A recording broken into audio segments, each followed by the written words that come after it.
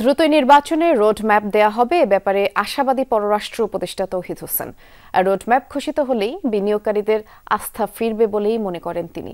জানিয়েছেন বড় রাজনৈতিক দলগুলোর বিভাজন শুধু দেশে নয় বিদেশেও প্রবল, আর এর ফলে দেশের ভাবমূর্তি নষ্ট হয় বলেও মন্তব্য করেন উপদেষ্টা।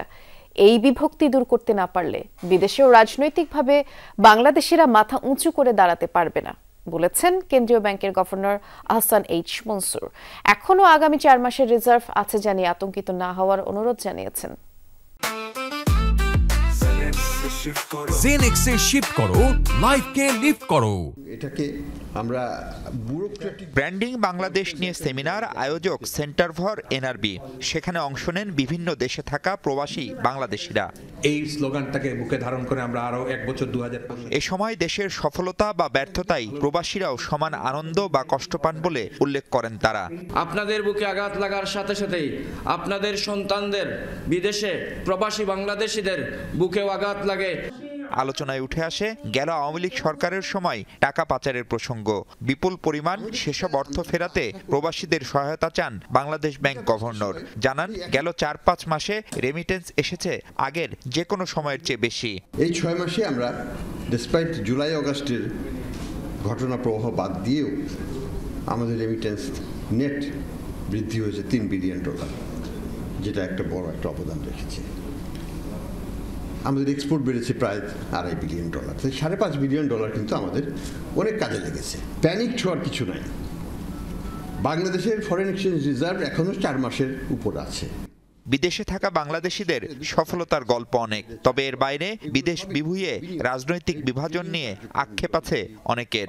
সরকারের নীতি নির্ধারকরাও বড় দলগুলোর ব্যানারে প্রবাসীদের নানা কর্মকাণ্ডের সমালোচনা করেন।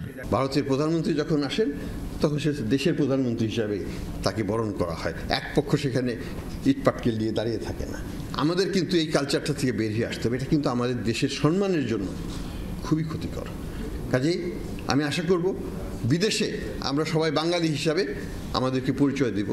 আমরা কোনো দল বা ব্যক্তি বা পরিবারের জন্য লবি করব না, বাংলাদেশের জন্য লবি করব।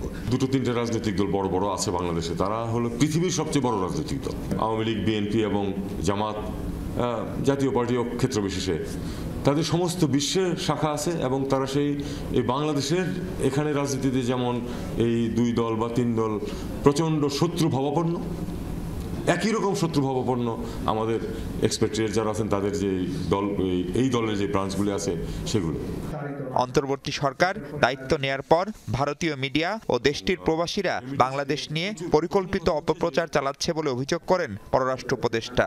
ভারতের মিডিয়ার যে রোল এবং যে অ্যাকসেপ্টেবিলিটি আছে সেটা আমরা জানি, যে তাদের যে রিচ আছে সেটা আমরা জানি, এবং তাদের যে বক্তব্য সেগুলোকে কিন্তু ভারতীয় ডায়াসপোরা পিক আপ করছে।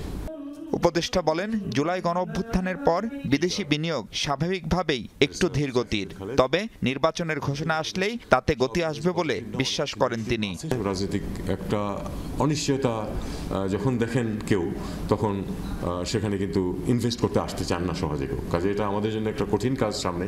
আশা করছি যে খুব তাড়াতাড়ি একটি রোডম্যাপ এসে যাবে, তখন সহজে আস্থা ফিরে আসবে আমাদের যে বিদেশি বিনিয়োগকারীরা আছেন। আমাদের লক্ষ্য তো একটা, যে নির্বাচনের মাধ্যমে একটি নির্বাচিত সরকারের কাছে ক্ষমতা হস্তান্তর করা যথাশীঘ্র সম্ভব, আমরা সেটা জানি এবং সেই লক্ষ্যেই এই সরকার কাজ করছে। একটা রোডম্যাপ এসে গেলে আমি জানি যে অনেকেই নিরাপদ বোধ করবেন এবং ইনভেস্টমেন্ট আসবে। বিভেদ ভুলে জাতীয় স্বার্থে রাজনৈতিক দলগুলো ঐক্যবদ্ধ থাকবে বলে প্রত্যাশা করেন প্রবাসী বাংলাদেশিরা। মাহফুজ মিশু, যমুনা নিউজ, ঢাকা।